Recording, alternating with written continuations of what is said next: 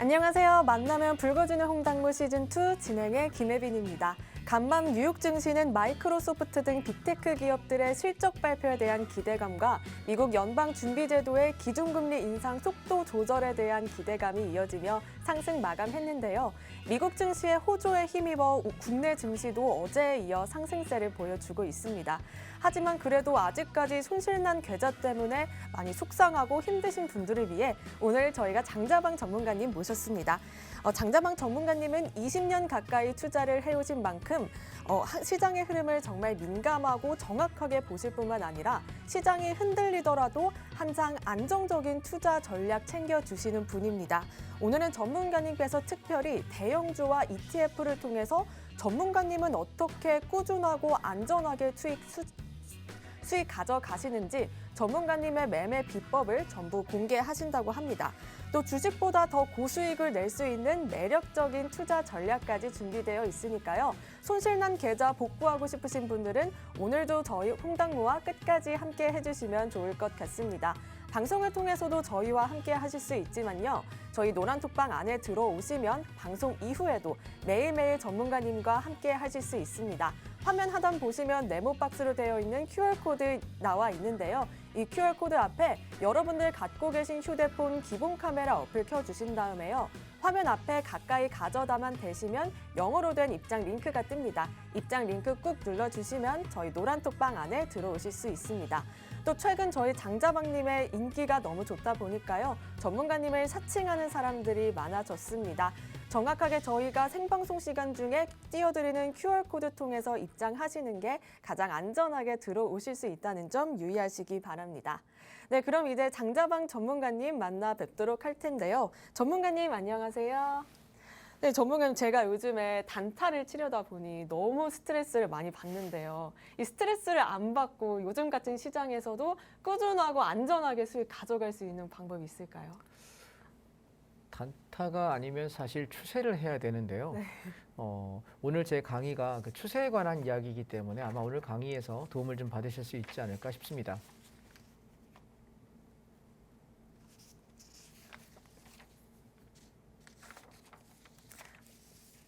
네.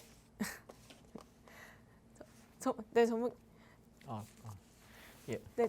저한테 질문하신 줄 알고 답을 네. 냈는데 네, 답이 없으셔서. 예. 그럼 제가 진행을 하겠습니다. 계속. 예. 질문하셨길래 답을 했는데 다음 액션이 없으셔서 기다리고 있었습니다. 예. 자, 시청자 여러분 안녕하십니까? 장자방입니다. 오늘 제가 강의하는 것은 좀 다른 접근을 한번 해볼까 합니다. 우리가 시장을 어떻게 접근해야 되는지에 대한 부분을 생각을 한번 지금쯤 해보셔야 될 시기가 아닌가 싶어요. 시장이 여기서 단기 반등을 했다가 주저앉을 거라고 저는 생각을 합니다만, 그래서 지금 제가 팍스TV에 출연한 게 작년 1월부터니까 이제 22개월째 보고 있는데요. 지난 21개월간 제가 어떤 흐름으로 시장을 봐왔고 어떤 시황을 가져왔고 현재 시장이 어떻게 흘러가고 있는지 오늘은 그 설명을 좀 드려볼까 싶습니다. 자, 그러면 우리가 파동론에 입각해서 한번 보겠습니다. 오늘 강의 제목은요. 주식과 ETF 이런 자리 공략한다. 가장 안정적인 매매가 무엇이냐에 포커스를 좀 두려고 합니다. 자, 보겠습니다. 장자방이 바라보는 현물 주식시장 매매의 노하우라고 제가 제목을 달아놨는데요. 여러분 우리가 캔들 차트로 되어 있는 차트를 보시게 되면 분봉도 있고 일봉도 있고 월봉도 있고 주봉도 있습니다. 자, 왜 있을까요? 한 번씩 보시라고 있는 거예요. 근데 대부분의 매매자들은 일봉 아니면 분봉을 가지고 매매를 합니다. 그 얘기는 무슨 얘기냐면 작은 그림 안에 함몰되어 있기 때문에 전체 큰 그림이 어떻게 흘러가고 있는지를 놓친다는 거죠. 무슨 말씀인지 이해하시겠죠? 그래서 저는 여러분께 권장을 합니다. 시세를 검토할 때 제일 먼저 월봉을 보십시오. 이 월봉이라고 하는 것은 보통 무엇을 말하는 거냐면 한 최하 3년에서 5년, 심지어는 뭐 10년 정도의 흐름을 보면서 시장이 이 종목이 어떻게 흘러갔는지를 이렇게 흐름을 궤적을 볼 수 있습니다. 왜 사람도 그 사람의 인상을 보면 어떤 마음을 가지고 사는 사람인지 목소리나 말투를 보게 되면 사용하는 표현을 보게 되면 그 사람의 결이 어떠한지 우리 볼 수 있지 않습니까? 전체적인 흐름을 보는 것이 우리가 월봉입니다. 그 다음에 주봉은요. 캔들 하나가 일주일짜리입니다. 일봉은요. 캔들 하나가 하루짜리입니다. 그래서 순서가 제일 큰 거 월봉부터 주봉, 일봉 이렇게 순서로 보셔야 돼요. 이게 먼저고요. 그 다음에 박스권 바닥에서 그러면 내가 매수를 언제 해? 라고 물어보면 두 가지예요. 매수를 하는 방법은. 자, 혜빈 씨 좀 이따 제가 질문 드릴 거니까 잘 듣고 있다가 대답하시면 좋겠습니다. 생방송에 창피 안 당하시려면 잘 들으세요. 자, 첫 번째. 우리가 진입을 하는 매수라고 하는 건 두 가지가 있는데 시세가 바닥에서 이렇게 바닥을 다지고 더 이상 빠지지 않을 때 아, 이 가격이 지켜지는구나 라는 것이 확인되고 나서 바닥권에서 내가 시세 초기에 매수하는 방법이 있습니다. 생각해 보시면 이게 제일 좋겠죠, 그죠? 네, 초기에 쌀 때 사는 거니까 제일 좋은 방법이고요. 그 다음에 두 번째는 시세가 날아가기 시작할 때, 본격화될 때, 박스권 저항을 돌파될 때 나는 시세가 와 간다 이제부터 그러면서 추격 매수를 할 수 있습니다. 자, 그런데 이 두 가지가 저점에서 매수하는 자리는 주로 우리가 하락 조정장이거나 시세가 출발할 때 보통 하고요. 그리고 앞에 박스권이 저항이 돌파되면서 시세가 본격화될 때 추격을 하는 것은 단타 매매자나 장중 스캘퍼들이 주로 많이 쓰는 방법이지만 일봉, 주봉, 월봉에서도 그런 분출하는 흐름이 보일 때는 저희는 과감하게 따라 붙을 수가 있거든요. 그래서 오늘은 그 얘기를 좀 드리려고 하고요. 자, 두 번째 접근 논리를 보겠습니다. 엘리어트 파동이라고 다들 아시죠, 시청자 여러분? 근데 엘리어트 파동이라는 게 보통 1파, 3파, 5파라고 보통 얘기를 많이 해요. 자, 파동을 그냥 하나 그려보겠습니다. 보통 1파라는 게 이렇게 올라갔다가 눌리고 놀러갔다가 눌리고 올라갑니다. 그래서 올라가는 여기를 우리가 상승 1파라고 하고요. 여기를 3파라고 하고요. 여기를 5파라고 합니다. 그래서 우리가 보통 1, 3, 5파 홀수로 띄엄띄엄 보시면 됩니다. 그래서 이게 첫 번째 상승, 두 번째 상승, 세 번째 상승 이렇게 얘기하고요. 눌리는 거를 그럼 여기는 뭘까요? 조정 2파가 되고요. 여기는 조정 4파가 됩니다. 무슨 말씀인지 시청자 여러분 이해되셨죠? 그냥 간단하게만 보세요. 아, 상승 사이클은 보통 엘리어트 파동에 의하면 세 파동에 의해서 올라간다. 그런데 제가 여기 여러분 요 그림은 이해되셨죠? 근데 제가 여기다 이렇게 써놨습니다. 보시면 보통 우리가 대한민국 코스피 시장은 추세장이 아니에요. 변동성이라서 웬만큼 오르면 웬만큼 떨어지는 그런 장이거든요. 그래서 3파까지만 노리시면 돼요. 첫 번째 1파, 그 다음에 두 번째 2파. 3파 그러니까 세 번째 파동으로 착각하시는데 아니고요. 얘가 첫 번째 파동, 얘가 두 번째 파동이라는 얘기입니다. 통상적으로 웬만한 종목들과 웬만한 시장의 시황에서는 여기 두 번째 파동까지밖에 시세가 잘 안 납니다. 가끔 이 5파, 세 번째 3파동이 나올 때가 있는데 이 경우에는 시세가 굉장히 급등하면서 움직일 때이기 때문에 상승하는 종목이 10개라면 저 5파까지 나오는 경우는 3종목밖에 없어요. 이해하실까요? 상승 종목 중에서 저렇게까지 분출하는 거는 30% 정도 비중밖에 안 되기 때문에 통상적으로 우리는 1파와 3파, 즉 두 개의 파동만 공략한다라는 걸 여러분 생각하십시오.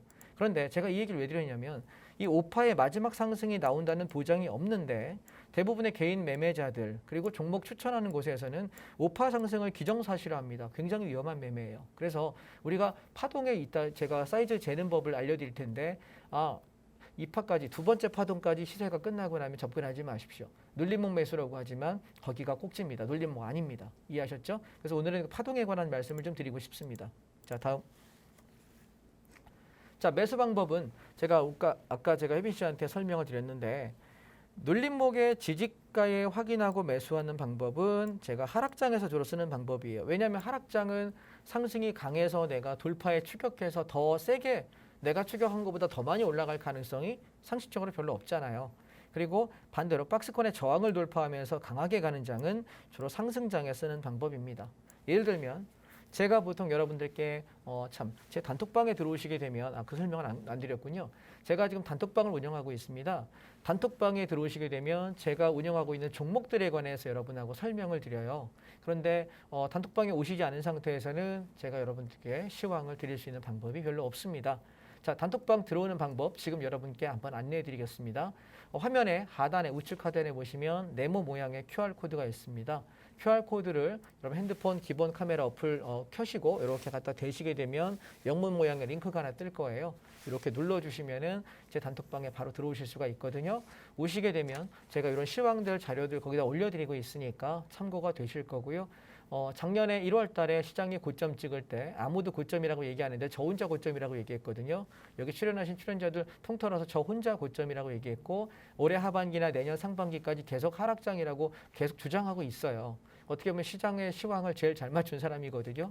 아마 들어와서 보시면 여러분이 뭐 비용을 내는 것도 아니고 어떤 귀찮은 멘트도 없습니다. 그냥 시황 참고용으로도 좋고 공부하시기도 좋으니까 들어오시기 바랍니다. 자, 마저 설명드리겠습니다. 제가 단톡방에 들어가서 이렇게 보통 멘트를 해요.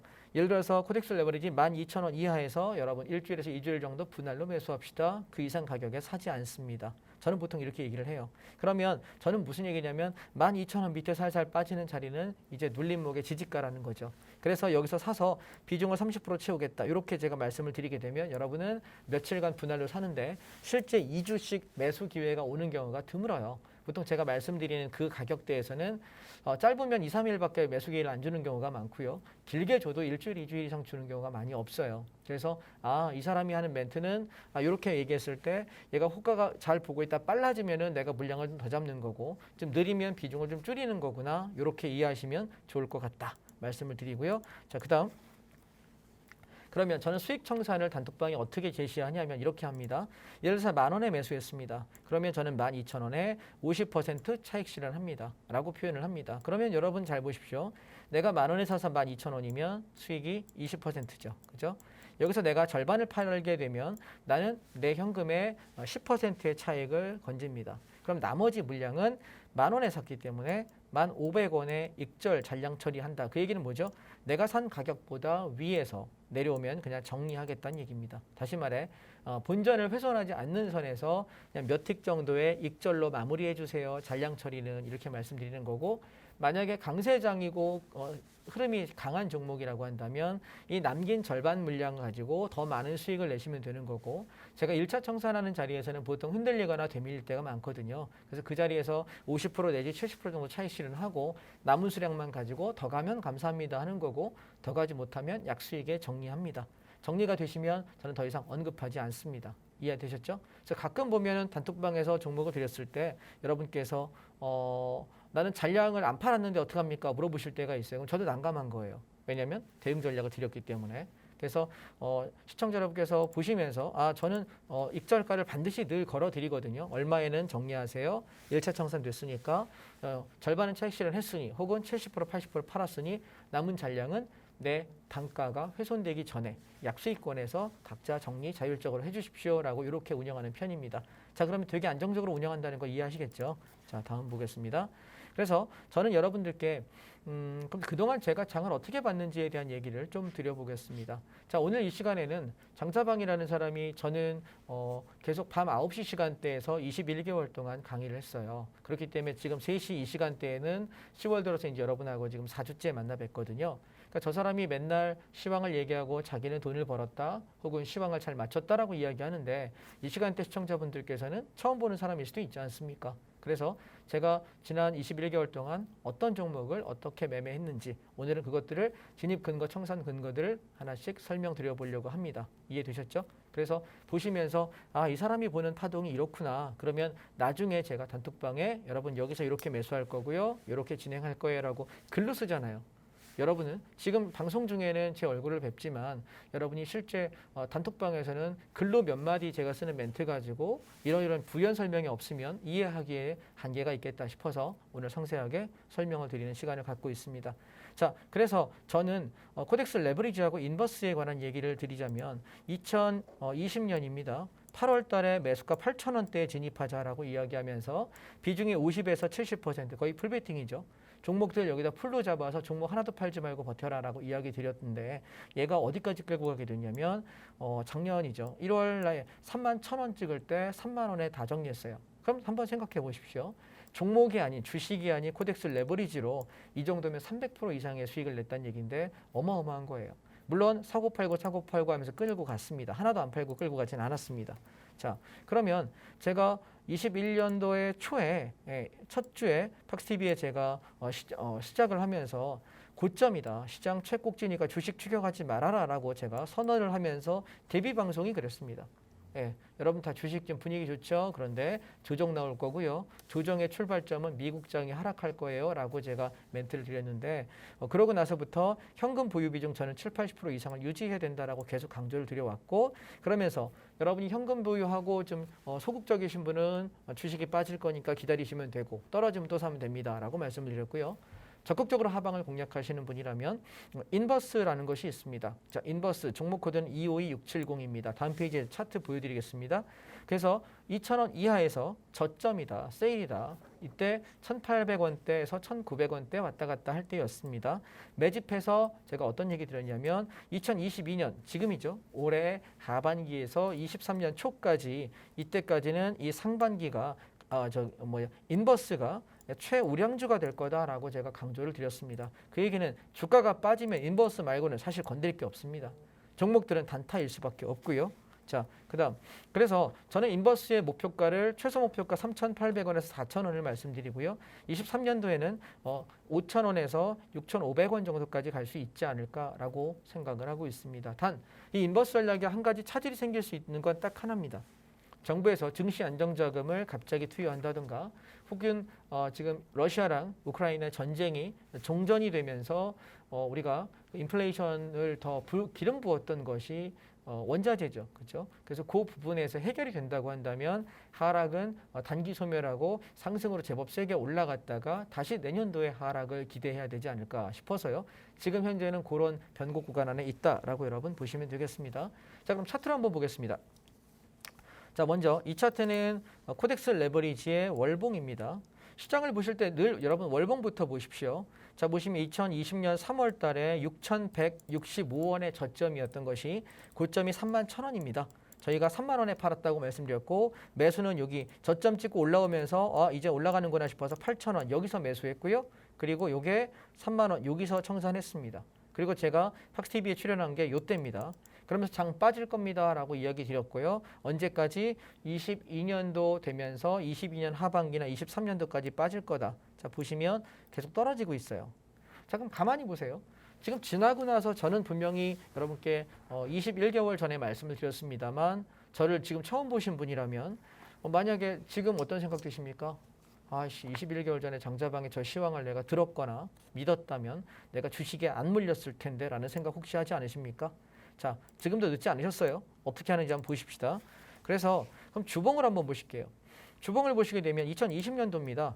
우리가 매수를 잡았던 게 8,000원대니까 여기입니다. 차트에서 아마 확인이 되실 거예요.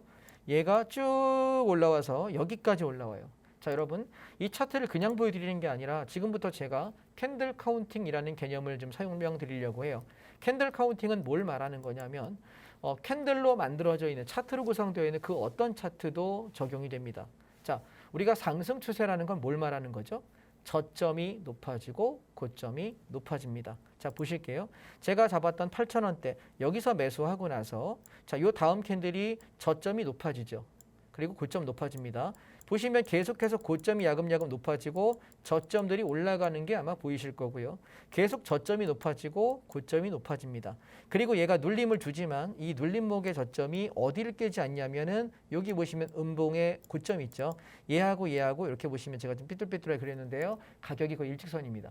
그 얘기는 추세를 유지하고 있다라는 거예요. 그래서 얘가 어디까지 가냐면 쭉 올라갑니다. 그래서 우리가 제가 아마 다음 주부터는 이 개념을 좀 더 상세하게 설명을 드릴 텐데 오늘은 맛보기만 드리겠습니다. 그래서 시세가 연속성이 있느냐 끝나느냐를 판단은 저는 이 캔들을 세가면서 추세가 무너졌느냐 유지되고 있느냐를 카운팅합니다.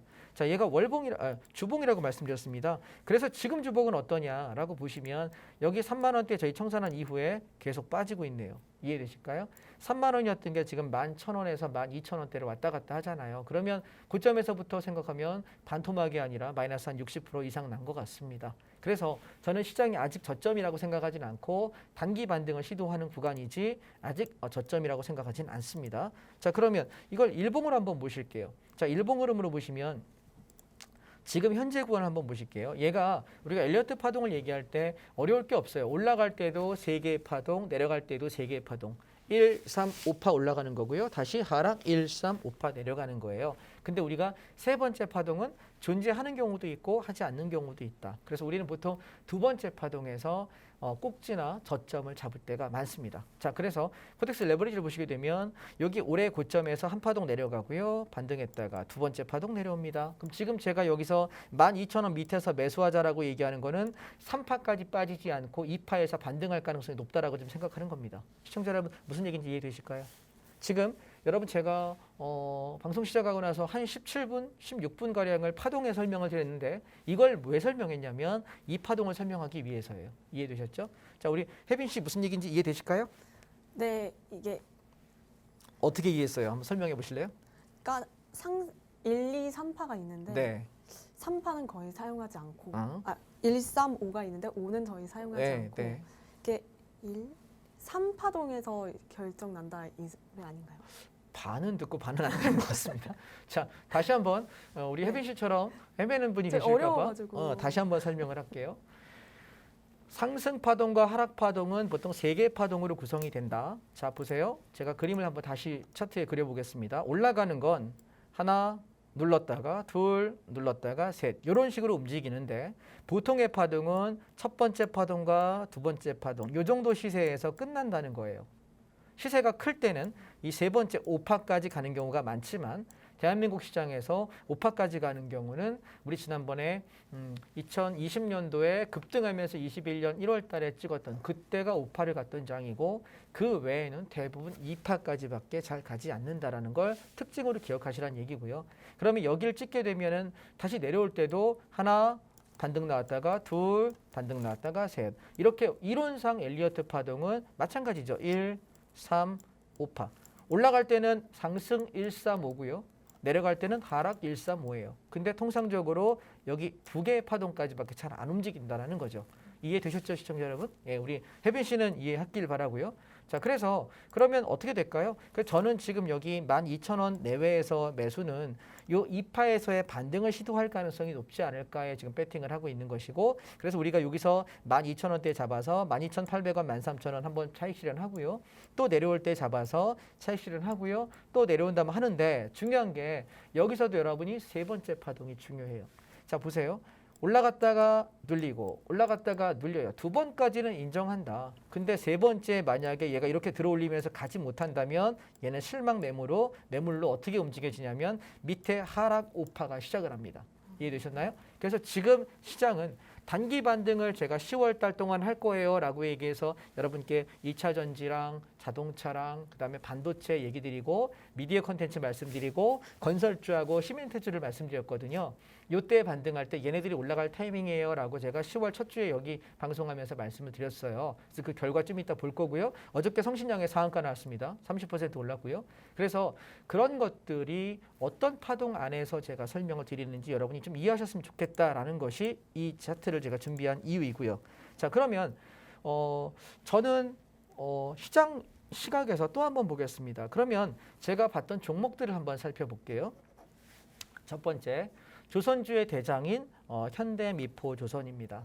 제가 작년에 런칭하고 나서 1월 달 런칭하고 나서 2월 달에 현대미포조선이 움직이기 시작해요. 근데 여러분 2월 달은 어떤 시기였냐면 자, 코덱스 레버리지를 한번 보실까요? 2월 달은 장이 빠지기 시작하는 시기였어요. 자, 무슨 얘기인지 이해되시죠? 예, 작년에 2월 달에는 장이 이렇게 올라왔다가 조정기였어요. 이렇게 조정기. 그리고 그 이후에 계속 빠졌습니다. 무슨 말씀인지 아셨죠? 시장이 더 이상 오르지 않고 더 이상 시장이 돈이 어디로 갈지 모르던 시기가 2월 달이었다. 그런데 여러분 종목마다 섹터별 특징이 달라요. 조선주 같은 경우는 시장이 조정할 때 꼭 가요. 상승할 때 주도 섹터로 얘가 시장을 끌고 올라가기에는 어려움이 있어요. 그래서 저는 이 미포조선을 집중을 했던 이유가 뭐였냐면 그때만 해도 제가 지금까지 이렇게 오랫동안 팍스비에서 강의를 할 거라고 생각을 못했거든요. 제가 몇 달 하다가 저도 이제 그만하겠지라고 생각을 했기 때문에 어떤 멘트를 썼냐면 어느 순간 여러분 나중에 여기 왔던 장자방이라는 젊은이가 여러분들께 종목을 드렸을 때 욕을 먹지 않고 고맙다는 소리를 들 수 있는 종목이 몇 가지가 있다. 그중에 저는 원픽이 2021년 2월 기준 현대미포조선이다. 그 가격이 45,000원이었는데 이 가격에 여러분이 매수하시고 비중을 50에서 70% 하세요. 그리고 시장 다 조정받으니까 다른 종목 다 하지 마시고 여기에 집중하시면 좋겠습니다라고 되게 강하게 말씀을 드려요. 그런데 저는 시장을 보고 제가 욕먹지 않고 손해보지 않을 종목 외에는 안 드립니다. 자, 종목을 10가지를 이렇게 드리고 나서 그중에 몇 종목은 오르고 몇 종목은 떨어졌을 때 오른 종목만 가지고 얘기하는 경우 전 되게 싫어합니다. 그래서 종목을 거의 안 드려요. 한 달에 한두 개, 뭐 길어봐야 2달에 한 서너 개 요 정도밖에 저는 매수를 안 하기 때문에 제 단톡방에 계시는 분들은 되게 심심하실 거예요. 종목만 보시려는 분들은. 그래서 대신에 저는 누구보다 안전하게 매매하고자 하는 것이 제 전략입니다. 왜냐하면 욕 먹고 싶지 않습니다. 예, 비싼 밥 먹고 내 돈으로 밥 먹으면서 뭐하러 욕 먹고 삽니까? 그러고 싶은 마음이 없기 때문에 되게 안정적으로 드립니다. 그래서 45,000원인데 얘가 47,000원을 찍고 고점 밀릴 때 95,000원에 전량 차익 실현을 했습니다. 이후에 조정을 하는 기간 동안 1년 동안 단타만 공략했지 추세는 보지 않았습니다. 자, 그럼 한번 여러분 차트로 한번 보실게요. 자, 그러면 우리가 조선업을 왜 도대체 공략했느냐라는 여러분 투자 아이디어를 한번 얻어볼게요. 조선업은 제가 색깔 좀 바꿔보겠습니다. 조선업은 15년에서 20년 주기로 배를 교체해야 됩니다. 배가 소모되고 나서 우리가 소위 말하는 선적하는 큰 배들 있지 않습니까? 화물 트레이너 같은 거 옮기는 그런 배들이요. 그런 선적 배들은 수명이 15년에서 20년, 정확히 15년에서 18년이에요. 그래서 얘가 한 17년에서 20년 정도 되면 교체를 해야 되기 때문에 한 14년 차, 15년 차부터 배를 주문을 합니다. 내 배 좀 만들어주세요. 왜냐하면 그런 큰 배를 만드는 데는 한 2년, 3년 시간이 걸려요. 만들어서 인도하고 검증하고 하기까지가. 그래서 14년 차, 15년 차에 보통 주문을 합니다. 그렇기 때문에 그 사이클을 알게 되면 시기가 요쯤이 괜찮다. 2020년, 21년, 22년 이때가 되게 괜찮은 시기야 생각을 하게 되고요. 배의 수명이 그렇죠. 그리고 또 하나 제일 중요한 게 뭐냐면 탄소 배출 규제 때문에 LNG 등 친환경 선방에 대한 친환경 이동 수단에 대한 수요가 굉장히 급증하고 있고요. 또한 예상 필요 시기는 언제냐면 23년에서 25년입니다. 이때가 배를 교체해야 될 시기입니다. 그렇다면 제가 생각했던 건 20년, 21년부터 이제 우리가 조선주에 집중해야 되지 않을까. 원래 계약서 사인하면 주가 급등하잖아요. 그래서 그런다더라 카더라 소식만 들려도 급등을 합니다. 그렇기 때문에 그 전에 먼저 쌀 때 사자라고 제가 말씀드렸던 거고요. 그래서 선박제조 2, 3년 걸리기 때문에 처질없이 인도합니다.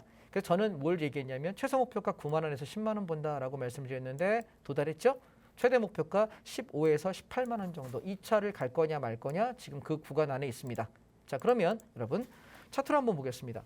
자, 차트를 뭘로 보시라고 했죠? 월봉과 주봉과 일봉을 함께 보시라고 제가 말씀을 드렸습니다. 자, 월봉을 보시게 되면 이 종목의 사이클을 좀 볼 수 있거든요. 얘가 올라올 때 되게 느려요. 엄청 천천히. 즉 특별한 호재가 없을 때는 굉장히 느려서 이게 월봉입니다. 캔들 하나가 한 달짜리입니다. 굉장히 느려요. 답답한 종목이에요. 그런데 언제 우리가 주식이 돈을 벌 수 있냐면 죽어야 사는 거예요. 무슨 얘기냐면 완전히 박살나죠. 그러면 그때 대박의 꽃이 피어오르는 것이 주식입니다. 특히나 그럴 수 있는 종목이 몇 개 안 되거든요. 그래서 그 중에 하나가 2020년도에 급락을 했고 장이 급등을 하면서 이렇게 시세를 주죠. 그래서 잘 보세요.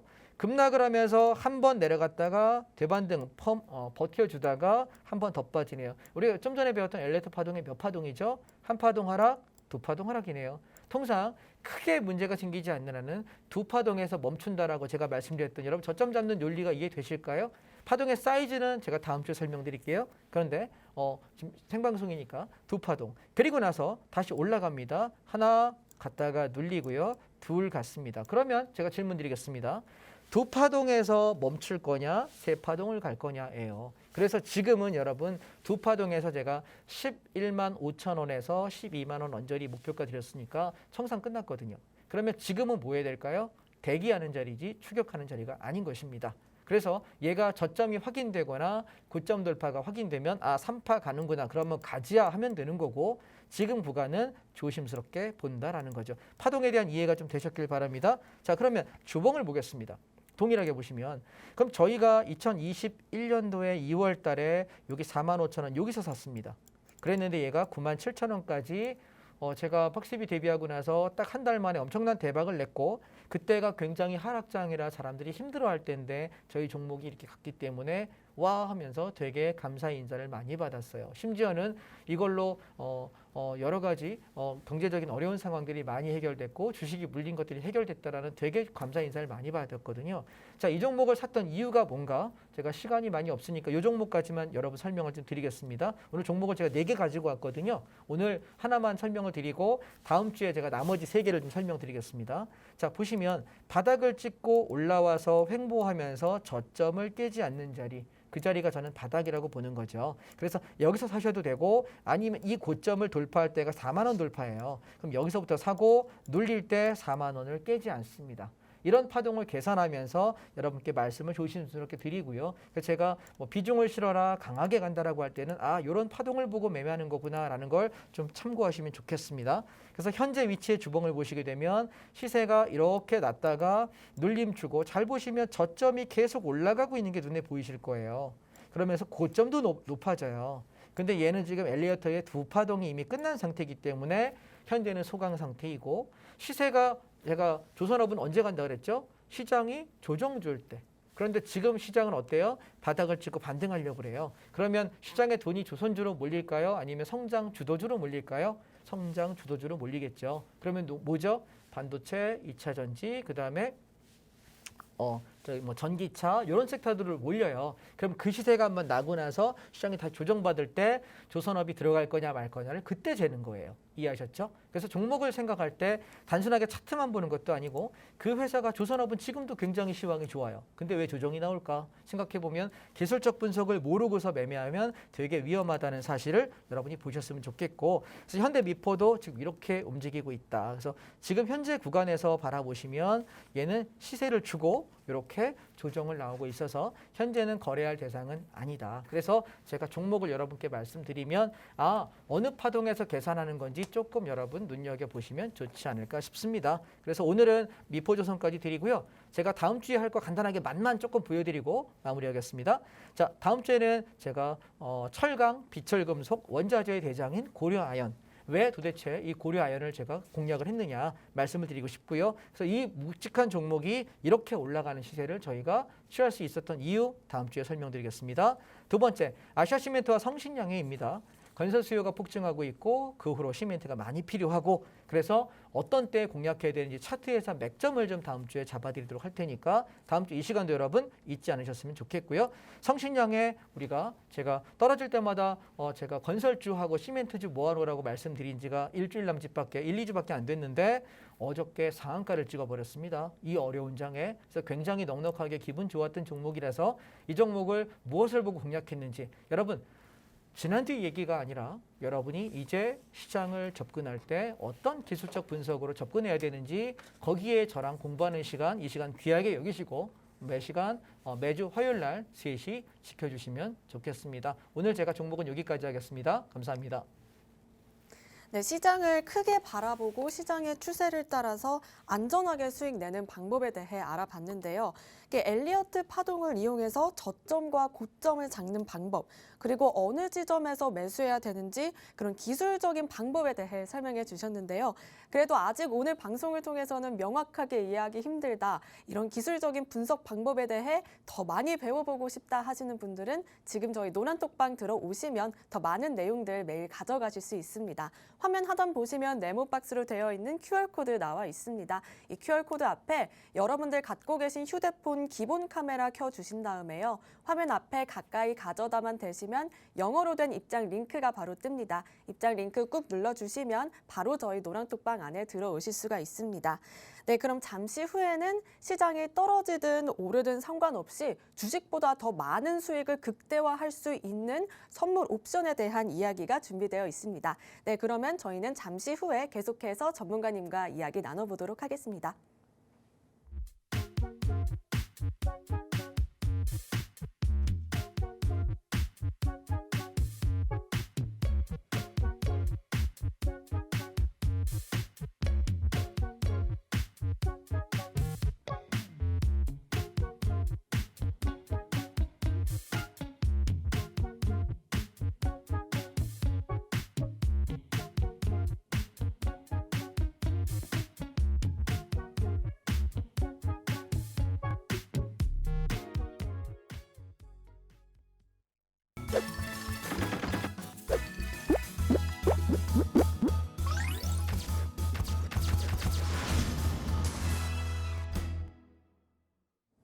네, 이번 시간에는 시장이 오르면 오르는 만큼 수익을 낼 수 있고 시장이 떨어져도 떨어지는 만큼 또 수익을 극대화할 수 있는 선물 옵션에 대한 기법이 준비되어 있다고 합니다. 또 오늘 강의에 이어서 내일 전문가님께서 저녁 7시부터 9시까지 선물 옵션 무료 특강을 하신다고 합니다. 이 무료 특강에도 함께 하시고 싶으신 분들은 지금 바로 저희 노란톡방 들어오셔야 내일 무료 특강도 참여하실 수가 있습니다. 화면 하단 보시면 노란 네모박스로 되어 있는 QR코드 나와 있습니다. QR코드 앞에 휴대폰 기본 카메라 어플 켜주신 다음에요. 화면 앞에 가까이 가져다만 대시면 영어로 된 입장 링크 뜹니다. 입장 링크 눌러주시면 저희 노란톡방 안에 바로 들어오실 수가 있으니까요. 지금 바로 노란톡방 들어오셔서 내일 무료 온라인 특강도 함께 해주시면 너무 좋을 것 같습니다. 네, 이제 이번 시간에는 또 이제 네, 그럼 계속해서 전문가님과 이야기 나눠보도록 하겠는데요. 그래도 전문가님 아직까지 주식보다는 선물 옵션이 많이 낯설다 하는 사람들이 많을 것 같은데 이 선물 옵션의 장점 그리고 매력 포인트에 대해서 설명해 주시겠어요? 예, 오늘은 그 얘기를 좀 드려볼까 해요. 아까 여러분 종목을 보셨다시피 제가 엘리어트 파동의 상승과 하락 파동을 말씀드렸잖아요. 자, 그 얘기는 뭐냐면 시장은 오르기도 하고 내리기도 하는데 통상적으로 내리는 게 더 많아요. 그러면 올라가야만 수익을 낼 수 있는 주식은 우리가 한계가 있는 거죠. 그래서 올라가는 파동으로만 우리가 올라가는 방향으로만 가야 주식은 돈을 벌 수 있다면 선물 옵션은 올라가는 파동은 선물의 매수나 콜 옵션으로 수익을 낼 수 있고 내려가는 파동은 선물의 매도나 풋 옵션으로 수익을 낼 수 있어요. 그래서 오늘 그 얘기를 조금 드려볼게요. 그리고 설명드리기 전에 먼저 말씀드리면 저는 선물 옵션 17년 차 전문 트레이더이고요. 그리고 선물 옵션이 남들은 위험하다고 생각하지만 저는 선물 옵션이 훨씬 더 쉽고 안전하다라고 주장을 합니다. 실제 그렇게 하고 있고요. 그래서 오늘 여러분 지금 제가 50분까지 남아있는 한 14분 정도의 시간인데요. 짧은 시간이기 때문에 많은 말씀을 드릴 수는 없을 것 같아요. 그래서 제가 생방송에서 설명하기에는 한계가 있어서 온라인으로 제가 한 달에 2번 정도 이렇게 강의를 합니다. 지난주에 제가 토요일 날에 진행을 해봤는데 주말에 또 시간이 안 되시는 분들이 계시잖아요. 그래서 제가 한 번 더 오늘 내일 저녁입니다. 내일 저녁 7시부터 9시까지 딱 2시간 동안 선물 옵션을 전혀 모르고 어떻게 하는지도 모르는 분들을 위해서 아주 쉽게 하는 방법을 좀 설명드릴 테니까 2시간의 시간만 투자하셔서 여러분이 배우시면 좋을 것 같아요.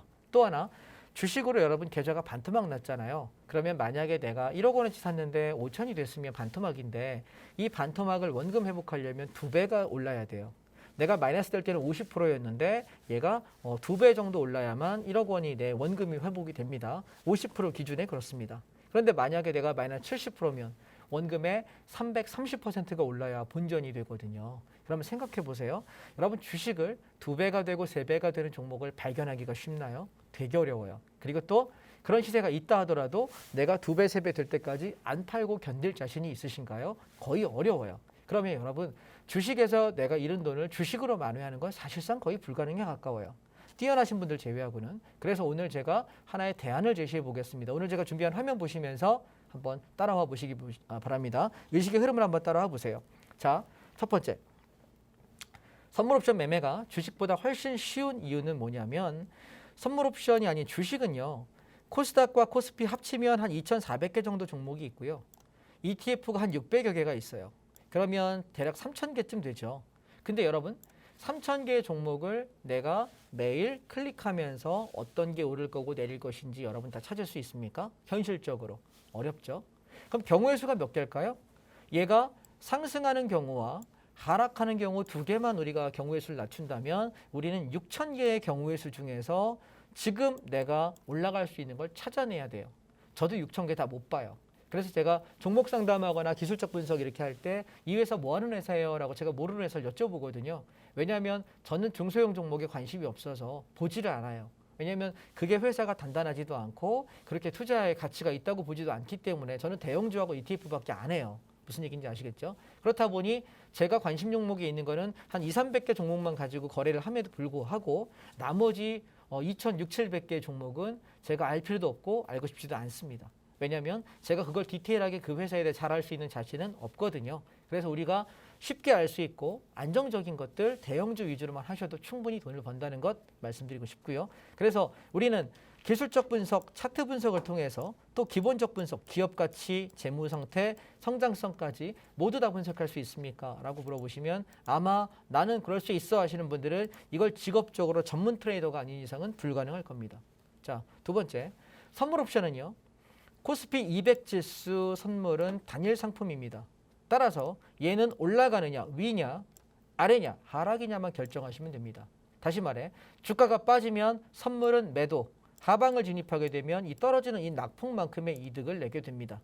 반대로 주가가 올라가게 되면 선물은 매수, 콜옵션으로 이만큼 올라가는 폭의 수익을 낼 수 있습니다. 그런데 지수가 많이 오를 때도 있고 적게 오를 때도 있죠. 많이 떨어질 때도 있고 적게 떨어질 때도 있습니다. 그래서 우리가 많이 간다면 추세로 홀딩하면서 수익을 극대화할 수 있고 적게 간다면 단타를 병행하면서 트레이딩을 해가는 것뿐입니다. 이해되셨죠? 다음. 자, 선물 옵션이 주식보다 매력적인 가장 큰 이유는 뭐냐면 하락장입니다. 자, 보십시오. 하락장에서 다른 종목들은 올라도 내 것만 안 올라요. 그러면 좀 덜 속상해. 상승장에서는 어떨까요? 남들 오르는데 내 거는 조금밖에 안 오르면 환장합니다. 그죠? 예, 환장합니다. 정말. 그런데 자, 여기 보세요. 하락장에서 개인 매매자들은 보통 어떻게 생각하냐면 나는 할 수 있는 게 없다. 그러니까 물리면은 이제부터 오늘부터 가치 투자자가 됩니다. 원래 가치 투자할 생각 없었어요. 한 3% 5%만 수익 나면 먹고 튀려고 했던 건데 나 그 정도만 먹고 그냥 나올래. 나 작은 수익에 만족할래. 라고 소박하게 목표를 잡았지만 아니나 다를까 들어간 날이 장날이라고 시장이 빠지는 날이에요. 그럼 어떻게 될까요? 나는 졸지에 장기 투자자, 가치 투자자가 되는 거죠. 그 다음에 또 물리면 존버한다. 그리고 간절히 기도한다. 자, 제가 여기 화면 하나 찾았는데 좀 귀여워서요. 보시면 여기 수달인데요. 굉장히 간절하게 기도하는 모습이 보이지 않나요? 이 아이의 모습은 여러분 이미지 포털처에 보시면 주가가 빠질 때 이 아이가 너무 간절하게 기도하지 않습니까? 우리 물려있는 주식 매매자들의 표정이 이게 아닐까 싶어요. 이 수달처럼 평온하게 기도하기를 원합니까? 대부분 이 억울하게 굉장히 아주 간절한 마음으로 기도를 하게 되죠. 근데 여러분 우리가 기도 매매에서 될 수 있으면은 신앙에 투철하신 분들은 다 수익이 나겠지요. 그죠? 왜 이렇게 열심히 신앙생활 하시는 분들이 손해가 나겠습니까? 그래서 중요한 건 하락장에서 기도 매매하지 말고 물려서 오늘부터 장기 투자자라고 외치지 마시고요. 여러분 물리지 않게끔 하시기 바랍니다. 또 장이 하락하면 나는 그 하락에 대해서 오히려 수익을 낼 수 있는 상품은 없을까? 한번 접근해 보자는 겁니다. 자, 그럼 보십시오. 주가가 지금 얘는 선물지수입니다. 종합주가지수라고 보셔도 상관이 없고요. 작년 1월 11일 날입니다. 선물지수 448.10이 최고점이었고 종합주가지수는 3,300포인트를 살짝 넘었다가 죽었습니다. 그런데 차트가 어떤가 보실래요? 내려왔다가 반등했다가 내려왔다가 반등하는 척하다가 쭉 빠지는데 결을 보세요. 전체는 여전히 급락을 이렇게 하고 있습니다. 굉장히 크게 하락하고 있어요. 그런데 이 하락하는 과정 안에 사람들이 헷갈리는 게 뭐냐면 내려갔다가 반등, 내려갔다가 반등, 내려갔다가 반등, 내려갔다가 반등 계속 내려갔다 반등을 하면서 갑니다. 보시다시피 제법 세게 반등하기도 하고 약하게 반등하기도 하면서 그런데 기조는 하락입니다. 그러면 잘 생각해 보십시오.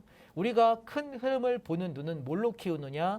선물 옵션 보는 사람이 제일 정확하게 볼 수 있어요. 내일 저녁 7시에 제가 온라인 무료 특강을 통해서 시장을 어떻게 이렇게 파동을 정교하게 볼 수 있는지에 대한 말씀을 드리려고 해요. 그래서 주식하시는 분들이 나는 선물 옵션 안 해도 되는데 나는 관심 없는데 하시는 분들 들어오세요. 여러분이 이 선물 옵션에 관심이 없었기 때문에 시장을 보는 눈에 관심이 없었고 큰 흐름은 뭐 파도가 치든 태풍이 치든 뭔 상관이야. 나는 종목만 단타만 치면 되지. 자, 오늘 3% 먹었냐 5% 먹었냐 이거 생각하시다가 여러분 계좌가 박살나는 거예요. 이해하십니까? 자, 그러면 지수가 빠질 때 대안은 없을까? 그러면 우리는 선물의 경우에는 선물의 매도라는 것이 있고요. 하락으로 배팅할 수 있습니다. 또한 옵션의 경우에는 풋옵션이라는 게 있어요. 이걸 사면 돈을 벌 수 있고요. 동시에 인버스라는 게 있어요. 주가가 빠지면 수익 나는 상품. 이렇게 세 가지를 대안이 있는데 이걸 몰랐기 때문에 내가 손해가 났다는 거죠. 자, 인버스 차트입니다. 주가가 엄청나게 빠졌을 때 이렇게 올라갔던 상품이 얘가 얼마까지 빠지게 되냐면 2021년도에 1,825원까지 저점을 찍습니다. 제가 아까 여러분 기억나십니까? 레버리지 차트 설명할 때 3만 원에서 팔면서 2,000원 밑에 1,800원, 1,900원대에서는 박앤세일이니까 사놓고 좀 내비둬라. 주식이 앞으로 한 1년 반에서 2년 반 정도 박살날 가능성이 높다라고 경제TV 나와서 이걸 설명하는 게, 그리고 이 매매하는 트레이딩이 직업인 사람 입에서 나오기가 어려운 얘기예요. 왜냐하면 그만큼 확신이 있고 개미 투자자분들께서, 개인 투자자가 굉장히 손해가 날 가능성이, 많이 깨질 가능성이 높기 때문에 저는 직업적 의무감으로 도리로도 말씀을 드릴 수밖에 없었거든요. 욕 되게 많이 먹었어요. 장 빠진다고 얘기해서. 근데 나중에 지금 지나고 보니까 어떤가요? 많이 빠졌죠. 그래서 저는 여기서부터 바닥에서 지금 2배 정도 올라왔어요. 그럼 여러분, 주식이 반토막 나고 3분의 1 토막 나고 5분의 1 토막 날 때 인버스는 얼마가 수익 난다? 2배가 났다. 자, 인버스가 아직 좀 더 남아있는 것 같은데 시장이 반등이 좀 나와야 되니 인버스가 눌림 조정이 들어올 때 저는 3,000원 내외에서 2,000원대 후반 정도에서 다시 한번 살 생각이에요. 여기서. 그리고 마지막 하락 사이클을 즐길 생각이고, 이 사이클이 오면 거기가 시장 바닥이라고 생각하고요. 빠르면 올해 연말 겨울 정도일 것 같고, 늦어지면 내년 한 3월에서 5월 정도가 저는 시장의 바닥이라고 생각합니다. 그래서 제 말이 맞을 수도 있고 틀릴 수도 있겠습니다만 지금까지 잘 맞았기 때문에 승률이 꽤 높지 않느냐 참고하시면 좋겠습니다. 자, 선물 옵션은요. 하락장에서 여러분이 만약에 인버스나 풋옵션, 선물 옵션을 알고 매매하셨다면 여러분은 어떨까요? 여기 보시면 멍멍이가 굉장히 기쁜 얼굴로, 해맑은 얼굴로 웃고 있죠. 그 밑에는 여러분 알고 계시는 세계 최고 부자입니다. 그죠? 태모 회사의 대표이십니다. 그리고 오른쪽에 계시는 분은 우리가 알고 계시는 세계에서 주식으로 돈 제일 잘 버는 할아버지입니다. 이분들이 편안하게 웃는 이유는 뭘까요? 지수가 빠질 때 숏 포지션, 하방에 배팅할 수도 있고 상승할 때 할 수도 있고, 이 2가지 상품들을 유연하게 한다면 우리는 계속 이렇게 웃는 매매자가 되지 않을까 말씀을 드리고요. 주기적으로 시장은 하락이 옵니다. 주로 1년에 12달 중에서 3개월에서 5개월 정도가 상승이고요. 7개월에서 9개월이 하락이에요. 그럼 여러분 어떻게 될까요? 적극적으로 선물 옵션을 이제 배우셔야 될 시기입니다. 아직 늦지 않았습니다. 필요와 결핍을 느낀 지금 이 순간 여러분은 배우셔야 되고, 새로운 풀이라고 하는 선물 옵션 시장으로 넘어오셔야 되는 시기입니다. 왜냐하면 대한민국 시장의 성장성이 단기적으로는 글쎄요, 향후에 5년 뒤에 10년 뒤에는 그렇게 나쁘지 않아 보입니다만 7년 뒤에 10년 그 이후를 바라볼 때는 그렇게 세계적으로 주목을 받을 시장인 것 같지는 않습니다. 그렇다면 주식을 하기가 점점 어렵거든요. 그러면 이 시장 안에서는 우리 시장은 변동성, 오르고 내리는 게 계속 반복되는 시장으로 남아있을 가능성이 높다고 저는 생각을 해서요. 그렇다면 여러분, 선물 옵션으로 오전에 1시간에서 1시간 반 정도 트레이딩해서 수익을 내시고, 그 나머지를 우량주, 괜찮은 종목들로 배팅하신 전략이 좀 더 낫지 않을까. 누가 내 치즈를 옮겼을까라고 하는 유명한 책이 있습니다. 그 책에 보면 쥐들이요, 창고에 치즈가 이렇게 쌓여 있는데 내가 갉아먹다 보니 점점점 치즈가 없어지는 거죠. 그러면서 야, 이거 다 떨어지면 나 굶어 죽어야 되나 걱정을 합니다. 그런데 어떤 똑똑한 생쥐가 이렇게 합니다. 저쪽 창고에 가면은 치즈가 더 많대. 그러니까 나 절로 갈 거야. 근데 떠나지 못하는 쥐는 어떠냐면요. 내가 거기 가다가 굶어 죽으면 어떡하지? 치즈가 없으면 어떡하지? 옮기지 못합니다. 여러분은 어떤 쥐가 되시렵니까? 내가 지금 이 시장이 점점점 갉아먹을 것이 별로 없는 곳이라면 새로운 시장에 한번 관심 가져보시면 어떨까 싶어서요. 내일 저녁 7시입니다. 지금 단톡방에 들어오셔서요. 제 온라인 특강에 여러분 참여하신다면 선물 옵션이라는 새로운 창고, 새로운 먹거리를 제가 여러분들께 안내해 드리도록 하겠습니다. 2시간 동안 굉장히 상세하게 설명드릴 테니까 전혀 모르셔도 됩니다. 그냥 한번 들어보고 싶다. 도대체 뭔데 이렇게 얘기하나? 궁금해하시는 분들 그 마음만 가지고 나 한번 배워보고 싶다는 열정만 가지고 오신다면 나머지는 다 제가 준비하겠습니다. 자, 내일 저녁 7시에 온라인 특강 오시려면 지금 단톡방으로 들어오셔야 할 수 있거든요. 카메라 켜셔서 단톡방에 들어와 주시기 바랍니다. 감사합니다. 주식은 시장이 떨어지면 할 수 있는 게 없는데 하락장에서도 꾸준하고 안정적이게 수익을 가져갈 수 있다는 게 이 선물 옵션의 아주 큰 장점인 것 같습니다. 이 선물 옵션에 대해서 더 자세하게 계속 배워보고 싶으신 분들은 내일 저녁 7시부터 9시까지 하는 전문가님의 온라인 무료 특강에 참여하시면 더 자세하게 배워보실 수 있습니다. 내일도 강의 참여하시려면 저희 노란톡방 안에 들어오셔야 하는데요. 화면 하단 보시면 QR코드 나오고 있습니다. 이 QR코드 스캔하셔서 링크 뜨면은 꾹 눌러서 저희 노란톡방 안에 들어오셔서 내일도 함께 하시면 너무 좋을 것 같습니다. 저희가 준비한 소식은 여기까지고요. 저는 다음 주 월요일 3시에 찾아뵙도록 하겠습니다. 시청해주신 여러분 고맙습니다.